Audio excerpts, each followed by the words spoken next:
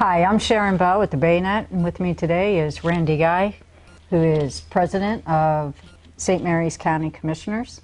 He is seeking re-election in the upcoming elections, and we are on election watch. Hi, Randy, how are you? Very good. Thank you very much. Now, a lot of things are going on with our highways. Do you want to talk to us a little bit about what's happening around town? Well, unfortunately, many years ago, long before I became president of the county commissioners, we lost a lot of highway revenue, and mainly they've channeled it all up to the larger counties, and we're actually working hard to use funds we have, and sometimes even borrowing money to fix our own roads.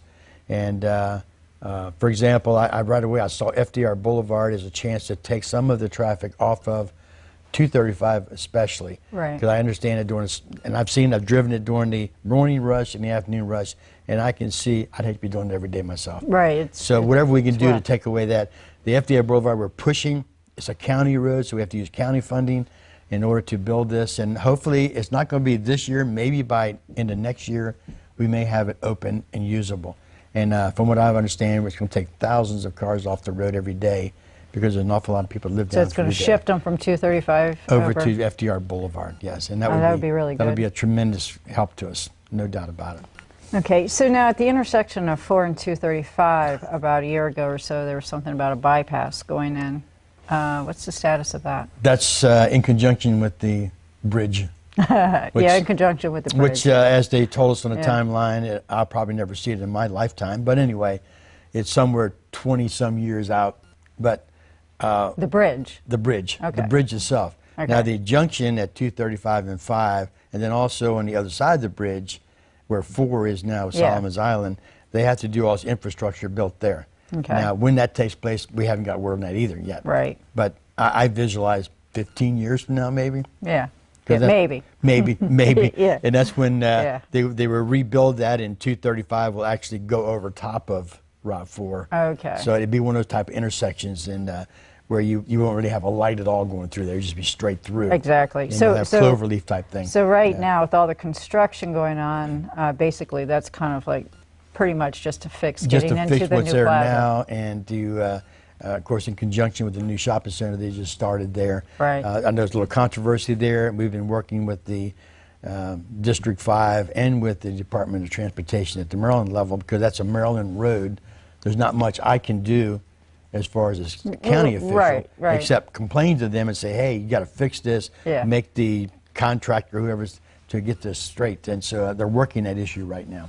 Great. Yeah. Is there anything else you would like to talk to everyone about? Well, I'm extremely happy with, as a president of the county commission, of course, I spearhead the effort to put together our agenda and hopefully push it through and get it approved every Tuesday. And the thing of it is, I've had a great board of commissioners who have worked hard into our economic development, our tourism development, because we do need more than just the base alone. And we've worked hard on that. We've done everything we can to try to provide recreational needs for our people. I understand I had a child growing up and did the soccer, the football, and all this stuff, and I never thought about where these fields all came from. But yeah, we're responsible to get the fields there, and we do work with the vendors who use them and everything as far as maintenance and all. But that's also a big thing. And realizing also, we got some feedback that well, building a new library and building a new senior center. But let me tell you, I actually physically worked the 2010 census. I spent 5 months doing that. And one of the things that stuck out to me, that the senior, I'm a senior, true, but the senior population between 2010 and 2030 is going to grow by 245%. With that in line, you got to start getting ready for that, and you don't wait until the day all of a sudden you need them. You have to prepare. You got to prepare now. Right. So this new senior center, there was some heartburn about the size of the kitchen, for example, and I said, no, wait a minute. We have a bunch of Meals on Wheels and at-home seniors that we provide meals to on a daily basis. And I said, this is important to have this function there, and that kitchen will start providing into the future all this increase. Yeah, that's in a new library. We couldn't. The last board had put millions of dollars into rebuilding the old library, but no expansion. They were actually going to rebuild and lose usable space. Really? That didn't make any sense. No, that makes no sense. I said, no, we need a good library in the central part of our county.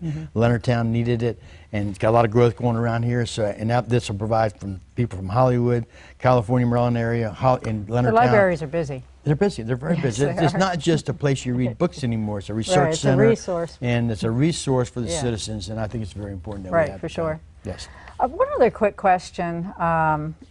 You know, a lot of the small business owners, particularly the small business owners, you know, with the impact fees that we have, and I know with the economic plans that are coming in, hopefully we'll start reducing some of the fees, particularly permits can be a killer if you try to build a building. And we have done that. I have told them, because I was in small business myself for 14 years. I had a little company called Southern Maryland Pools and Spas, built swimming pools, and I converted a piece of land in Hollywood over to my business location. So I understood the permitting process. I was frustrated with it at that time too, and we have made some changes, and we're trying to get that in, you know, it slowly put in, and so we keep pushing and pushing for these permit changes. And my theory is, let's just be nice. Yeah, it's Nice tough when matters. you're trying to. It does. Nice does matter. And we've done nice things, is and important. we've got this. We got an economic director right now. Chris Castellinis is doing a heck of a good job. We just put into place a tax relief for any business who produces 10 more new employees or comes in here with 10 new employees, to give them a little tax advantage on their personal property tax. I mean, their property tax. So that's all important economic development, to influence, and we want to work with our small businesses. Yeah, it's very difficult to try to, as a business, to try. If I wanted to build a building, forget it. I need $100,000 in cash before I'm going to get one shovel of dirt moved. That can be a problem. That's a problem. I agree. That is a problem. That's a problem. And we're trying to reduce some of those fees, or make them easier to not only. There's certain things you have to do to make sure that they do it. So you have to have a certain bonding and everything that has to be put in place to make sure they complete their promises. Right. Well, as you have said, also our largest employer is a federal employer and pays no county tax. Exactly. And We don't have, which is why we need to, which you guys have. You've developed a plan to support them. we want to plan to support them, but, and keep them, of course. And keep them. And we want to diversify also at the same time, because the federal government is a great employer, brings in a lot of good jobs here.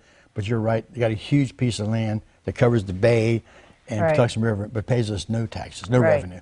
Not like right across the river, we got Calvert County, that this year will get almost $70 million from the power plant and the natural gas plant. Well, we give them almost $70 million. Right. Oh, I think we don't have that. Yeah, and I think, you know, the plan that you guys have, your economic plan, I think is a very good plan personally, and as a small business owner, I think it's a very good plan. Thank you. And we have probably one of the lowest unemployment rates in the state right now, and we're holding line on that. That's good. Right. So we got jobs are being created. What I'm hoping, and I know a lot of other small business owners are hoping the same thing. I'm hoping that once your plan goes into effect and the building everything is operational, there's some relief to the small businesses who are trying to build those buildings. So that I am we all can for relief expand. to our small business. Make it easier for them to not only start the business, but to stay in business and hopefully grow. Yeah, hopefully grow. Yeah, we want people to grow. I've told them that over and said, we want you to grow. Whatever we can do. That's why we put that incentive in. If you're going to add 10 more employees, we're going to give you a tax break on your property tax or something in that effect. That's what, and we just passed that last year. So we're all for that. Yes. We want you to grow. Okay. Well, thank you very much. Well, thank you very much for the opportunity. I appreciate it. It was a good interview. Appreciate you joining us. And I'm hoping that the people will look favorably and vote this November. Yeah, Randy Guy is running for re-election of St. Mary's County Commissioners. He is the president of St. Mary's County Commissioners. If you have any questions, you can email elections@thebaynet.com.